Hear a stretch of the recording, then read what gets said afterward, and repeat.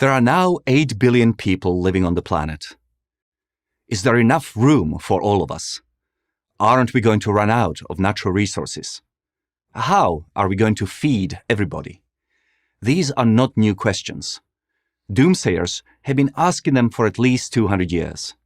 In 1798, an English economist named Thomas Malthus wrote his famous essay on the principle of population. In it, Malthus claimed that population grew exponentially, while resources needed to feed that population grew at a linear rate. The difference between the two growth rates, he argued, must lead to starvation. Malthus was wrong, and not by a little, by a lot. As the population grew, food production improved, and so did almost everything else. Consider the life of a typical American blue-collar worker over the span of a century. Using a unit of measurement known as time prices, we can estimate the amount of time someone would have to work to buy a given item. Between 1900 and 2018, the length of time our blue-collar worker had to work to earn enough money to buy a pound of pork fell by 98%, to buy a pound of rice by 97%, to buy a pound of coffee, 94%.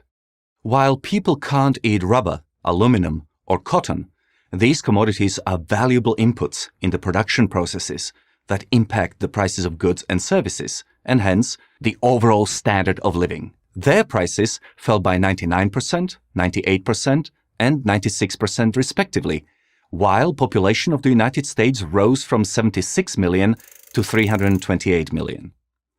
Famines, which were once common, have disappeared outside of war zones.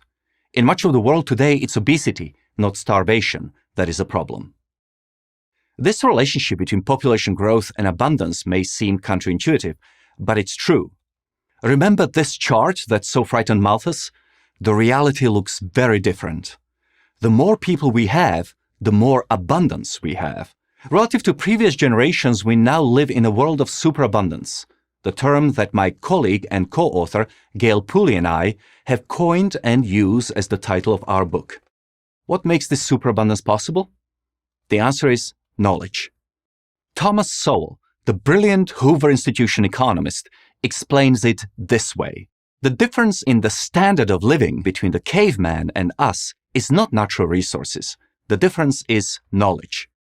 We have a lot more of it, and we use that knowledge to make things from the same natural resources that existed during the time of the caveman, but which the caveman could never have imagined. Let's look at something as simple as a grain of sand. It's been lying around for billions of years.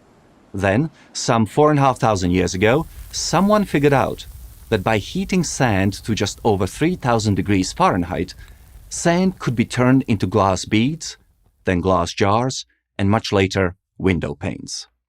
With every step of discovery, the value produced from a grain of sand increased. Today, we use glass in fiber optic cables and computer microchips, turbocharging our productivity, thus making us much more prosperous than our ancestors. Counting the quantity of known raw materials, like Malthus and many other people have done, might seem logical, but it misses the ingredient that changes everything: knowledge. And new knowledge emerges from the human mind.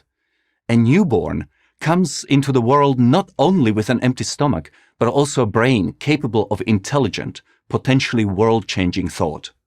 So what really matters is not the finite number of atoms on the planet, be they of zinc or copper or any other element, but the human ability to combine and recombine those atoms in ever more valuable ways. Therefore, we can confidently say that economic growth is less about resources, which are limited, and more about knowledge, which is limitless. As the Nobel Prize-winning economist Paul Romer put it, new ideas do not add up, they multiply. Here is another useful analogy. The world is a closed system in the way that a piano is a closed system. The instrument has only 88 keys, but those keys can be played in an infinite number of ways. The same applies to our planet. The Earth's atoms may be fixed, but the possible combinations of those atoms are infinite. What matters, then, is not the physical limits of our planet, but the human beings and their freedom to experiment and reimagine the use of resources that we have. Can we continue to live in a superabundant world? That depends on two components: people and freedom. The more people the planet has, and the more freedom they enjoy, the greater the likelihood that new, useful ideas will be generated to tackle our problems, whatever they happen to be. So, do you still think there are too many people? Or maybe not enough. I'm Marianne Tupy, Senior Fellow at the Cato Institute and co-author of Superabundance for Prager University.